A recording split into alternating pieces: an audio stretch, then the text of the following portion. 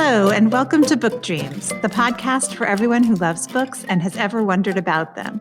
I'm Julie Sternberg, author of a number of children's books, including Like Pickle Juice on a Cookie and its sequels, and the Top Secret Diary of Celie Valentine series. And I'm Eve Yohalem. I'm also a children's book author. My books include The Truth According to Blue and Cast Off, The Strange Adventures of Petra de Winter and Bram Broen. In each episode of this podcast, we consider a book-related question. And in this episode, we consider how literature, particularly science fiction, and especially the work of Octavia Butler, can inform and influence social change. I was so intrigued when Gianfranco, our associate producer, proposed interviewing our guest today, Adrienne Maree Brown. She has a practice of taking the principles of science fiction, and particularly the science fiction of Octavia Butler, and applying them in a systematic way to make positive change in our very real current world. I mean, I just love that. That's a book dream right there. The way she explains it, it makes perfect sense. But I never would have come up with it. I mean, it had never occurred to me. No, nor to me. So Adrienne Maree Brown is the co-editor of the anthology Octavia's Brood, Science Fiction from Social Justice Movements. She's helped to cultivate work and thinking about Octavia Butler and Emergent Strategy. She's gathered a loose-knit global network of people interested in reading Octavia's work from a political and strategic framework. She's also the author of the New York Times bestseller, Pleasure Activism, The Politics of Feeling Good, the radical self and planet help book, Emergent Strategy, Shaping Change, Changing Worlds, and the recently published We Will Not Cancel Us, and Other Dreams of Transformative Justice. And she's the co-host of 2 podcasts, including Octavia's Parables, which was just named one of the New York Times Best New Podcasts of 2020. And for people who aren't familiar with Octavia Butler's incredible body of work, she was the multiple recipient of both the Hugo and Nebula Awards. She was also the first science fiction writer to receive a MacArthur Genius Award and the first Black woman to receive widespread recognition in the genre. She wrote many, many books and is perhaps best known for her novels Kindred and Parable of the Sower. So we started our interview by asking Adrienne how she first came into contact with Octavia Butler's work. I discovered her in college. I was starting down the path of reading Philip Dick and other sci-fi writers. And it was like, oh, here's this Black woman who's written science fiction. Octavia came to speak at my college, and I got to go to an event and see her speak, hear her speak. And I didn't know then that she was going to be who she became to me. I knew right away that she was writing things that felt very compelling to me. I think it wasn't until I was more involved in movement work that I realized just how brilliant her writing was as a way of pointing towards how humans could interact with each other differently, interact with change differently. What I found was I just kept coming back to the text and seeking deeper understanding in the text. And when you keep coming back to something, you unveil so much inside of it. Yeah. Can you talk a little bit about the term that I think was coined by your co-author, Walida Imarisha, this idea of visionary fiction and how it differs from science fiction? Yeah, so what she was articulating at that point was we need fiction that is not just imagining other worlds, but explicitly imagining other worlds through the lens of those things we understand to be harmful in our current world. So we want to imagine other worlds that are explicitly not patriarchal, not racist, right? Worlds where many worlds fit, worlds where people of color and poor people and homeless people and others are seen as serious members of society, not to be outcast. When she and I got together, we really sat down and got into it, right? It's like, well, what all matters inside of this? So we really started paying attention to, are we receiving and developing narratives that help people understand how change happens, right? Because so many movies and stuff we see, it's like there's a singular hero who has to appeal to the top echelons of power, and that's how change happens. But that's not how it happens in real life. In real life, those upper echelons always defend themselves. They don't surrender, and we have to claim and take the justice that we know we deserve. So the other aspects of visionary fiction that felt important to us were that it is hard and realistic and hopeful, like life, and that it is neither utopian nor dystopian, but that it really understands that wherever you see a utopia, it's probably only able to exist because there are some dystopian conditions nearby. Again, just like we experience right now, right? There are some people, even in the midst of the pandemic, who are living a very utopian, fantastic experience and are not touched, right? Because they are so disconnected from what the other humans are experiencing. So those are some of the aspects of it. And it really feels like visionary fiction can call on all genres. Yeah. So in your book, Octavia's Brood, you said all organizing is science fiction. We're dreaming new worlds every time we think about the change we want to make in the world. Yeah. I just love that idea. And I wonder if you could say a little more about the connection between fiction and activism. Yeah, I think one of the things it took me a while to understand is that, when we say we're doing organizing work, we're being visionary, it's not like hyperbole. It's like we really are trying to see beyond what we see currently, and we are nourished by what we're seeing beyond. So you're asking people to imagine, and we talk about this, imagine a world you've never experienced before. So when we talk about, like, we don't have to have rampant homelessness everywhere, even though for most of us, we've never seen a world where we didn't have homeless people. Mm. When you start to think of it that way, you realize that a lot of times when we are imagining the future, we're actually doing the work of futurists. We're doing the work of speculative fiction, right?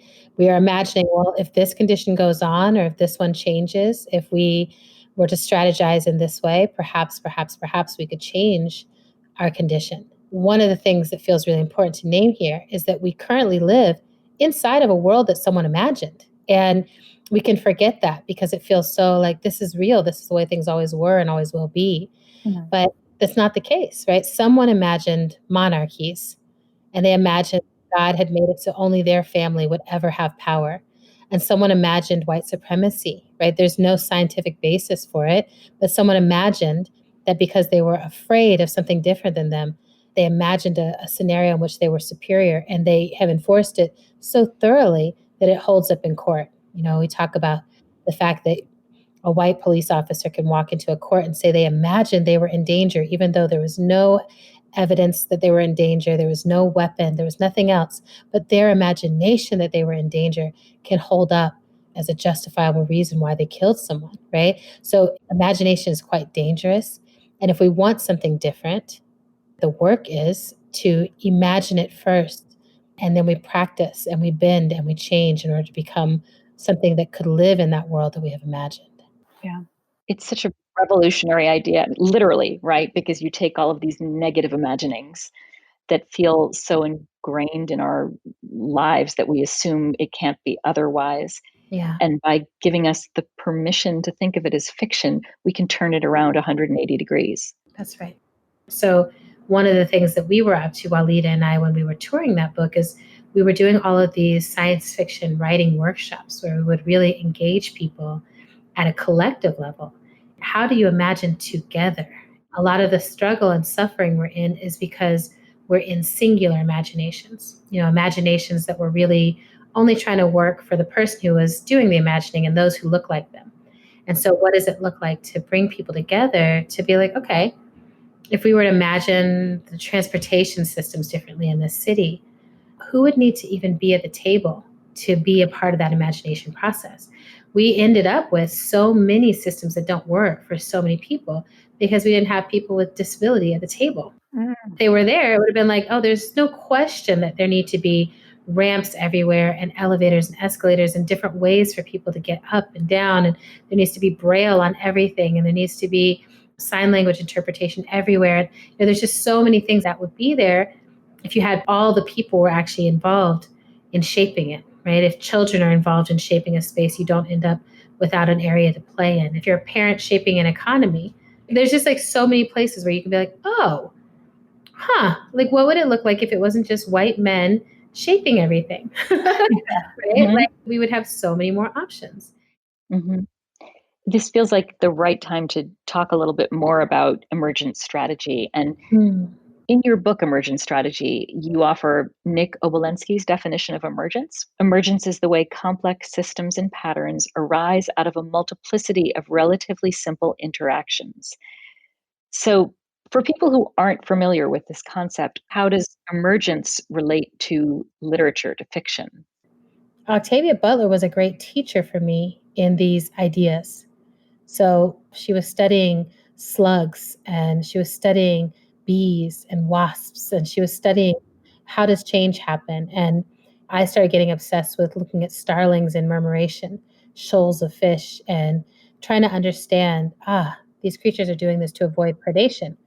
They understand that change is constant and they're figuring out ways to move together in relationship with each other to stay safe through all these changes. And I think if you read Octavia's work, you see it, especially in the parables. So I was like, what would it look like if movements for social justice were like a murmuration of birds? If we didn't have to check each other and question each other and doubt each other and run each other all through all these paces, but that we could feel trust and that we could move as one when we needed to, and that we could split ways without feeling in competition with each other. I love the analogy that you use about the collective power of oak trees with their root systems. You know, that their roots are all connected under the ground. And so when there's a hurricane, you can't blow over one oak tree because it's connected to all the other oak trees. And I just thought, yeah. Yes, right. What are the methods or strategies of resilience that we see in nature? And then do we understand what ours could be? Mhm. Black people, in a lot of ways, have held each other. We have been oak trees to each other. We have also been songbirds for each other, singing to each other. Here's the way, here's the time to run, here's the path, really understanding what does it take to keep a sense of connection to life in circumstances that really want to convince you that your life doesn't matter.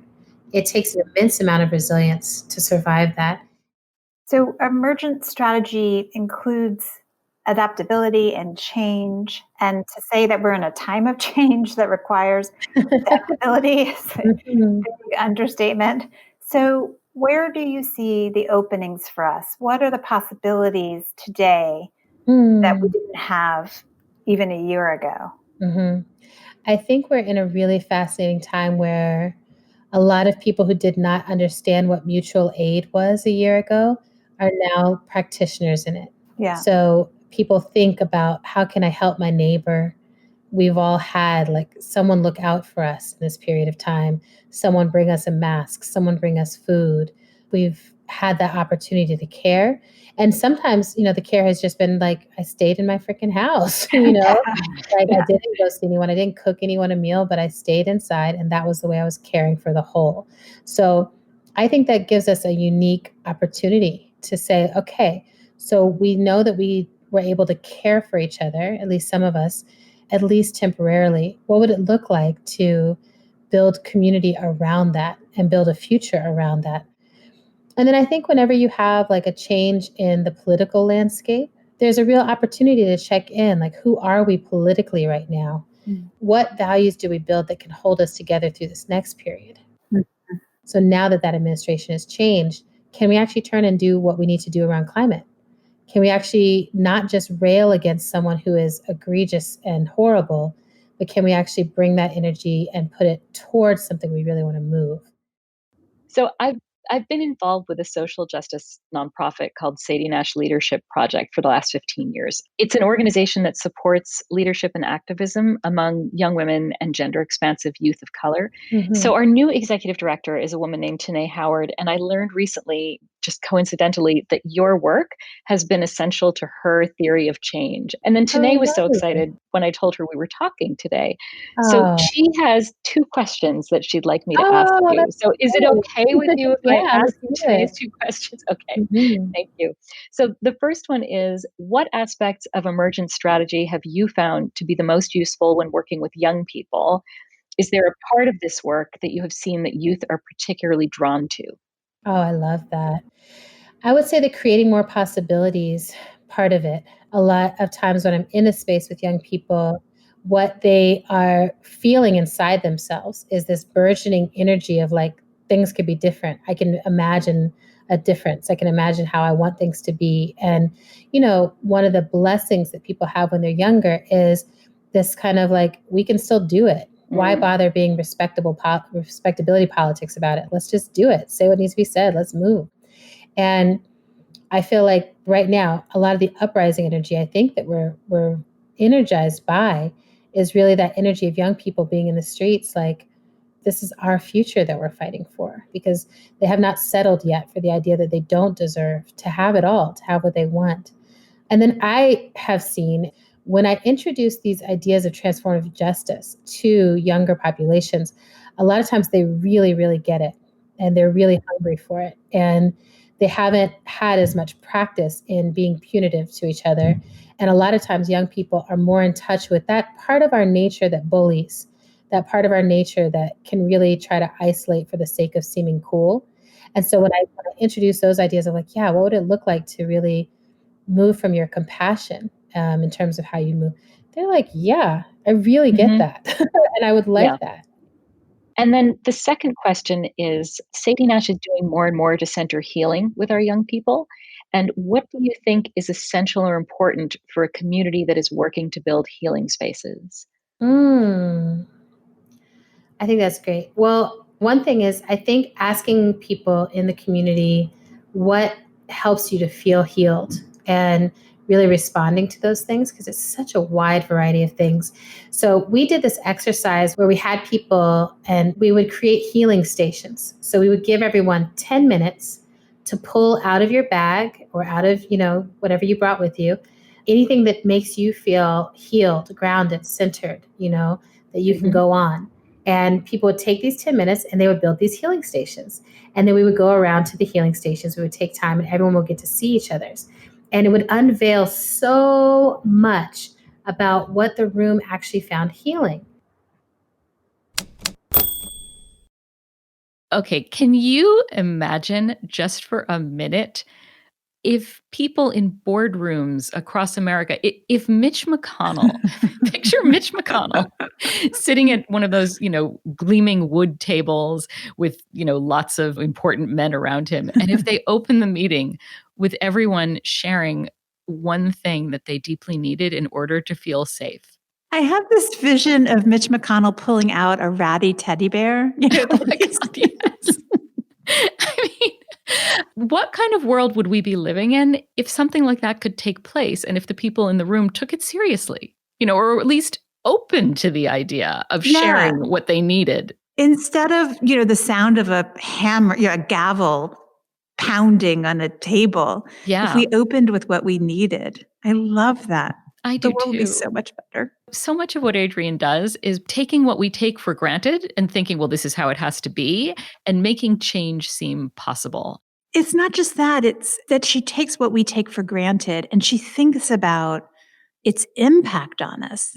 Yeah. It's not just that we just assume, of course, we should gavel in, our official meetings. But she thinks about, well, what does that mean for us? Mm-hmm. I love that. There was one thing that she said that I didn't fully understand, and I wondered whether we could unpack it a little. Sure. She was talking about transformative justice and introducing that idea to younger people. And she said they haven't had as much practice in being punitive to each other, which I didn't understand because... Yes, I initially had the same thought, which is really because, middle school. Right. But I think what she meant was being officially punitive. If you're in a school and you hit somebody, the school has a punishment for that you get suspended for 3 days. So young people aren't in the position to officially mete out that kind of standardized punishment. I see. And so therefore, perhaps they're more open to the idea that people don't have to be punished that way, that there could be other ways of punishing people, and maybe even punishment isn't the right word. There could be other restorative justice techniques for addressing injustice. But at the same time, she talks about how young people are in touch with the bullying part of them. And so they can imagine being in the position of the victimizer and thinking, well, how would I want to be treated if I did something to someone else? Right. So next, we talked to Adrienne about her theory that in the United States, we're socialized in all sorts of counterproductive ways. She has this incredible term that she uses called anti-nurturing. She has this long list of things we do that are anti-nurturing. And these are things like devaluing our own pleasure and instead overvaluing our productivity, or downplaying our emotions, or learning to be really good at what's already possible and ignoring what is impossible. We asked Adrienne what we could do to counteract these kinds of influences. One of the first things to me is always political education, asking the question and telling people, go interrogate this for yourself. Do you actually feel free? Do you feel like you're in a society that is shaped for you? Do you feel like you're in a place that sustains you, that makes you feel like you have the permission to be more curious, and so on and so forth, right? When you examine, you start to see,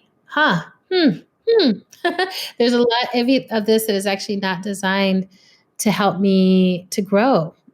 The other thing I often will say is equip people with better questions that you can ask at any time that help you understand what's happening. So my mentor was Grace Lee Boggs. One of her questions was always, what time is it on the clock of the world? And that question always helps me step back, take a longer view, a wider perspective, and think outside of just myself or even my country. It's actually really healing to see yourself as part of an entire interconnected world. Other questions I love is, are you satisfiable? And who benefits from you not being satisfied, right? Who benefits from you not feeling good about yourself? And when you start to ask yourself these questions, I think that they are questions that help you unwind yourself from capitalism, from colonialism, and from systems of power over, and help you to drop into something else that is interconnected. I remember a teacher asking me the question about collaboration versus competition. And I was in a room of other students who were mostly white and well-to-do. This was an elite college. And most of them were making the argument for competition. And I made the argument for collaboration. And my teacher was like, how will you practice this in your life? And the teacher was, doing her best. I could tell that she was also like, yeah, that's true. We need the collaboration. And I don't know how to get everyone there. And that question is always, always present to me. When someone tells me what they believe, I'm like, how do you practice that? I'm not interested in beliefs that have no actions attached to them. Octavia said, belief initiates and guides action, or it does nothing. And I try to say that as often as I can to other people. What you do, that's how we make the world, with what we do. Yeah. And again, my mentor said, we have to transform ourselves to transform the world. In every decision I make, how do I make this another opportunity to practice moving towards liberation of myself and my people, moving towards feminism, moving towards abolition, right? Moving towards fundamentally a world in which everyone has access to abundance and freedom. But then you have to factor in whether your liberation is in tension, at least with the people who aren't doing the same analysis that you're doing. Yes. That's so hard. Well, and it is. But, I think at this point in my life, there's a lot of people who might think that they hate me, for instance. They don't know me, but based on identity, they think that they hate me. But I think that the thing that's being taken care of for them is about belonging, that someone has made the case for them that the only way they can belong is by defining themselves against something else, someone else, some other way of being. And I don't think that's true.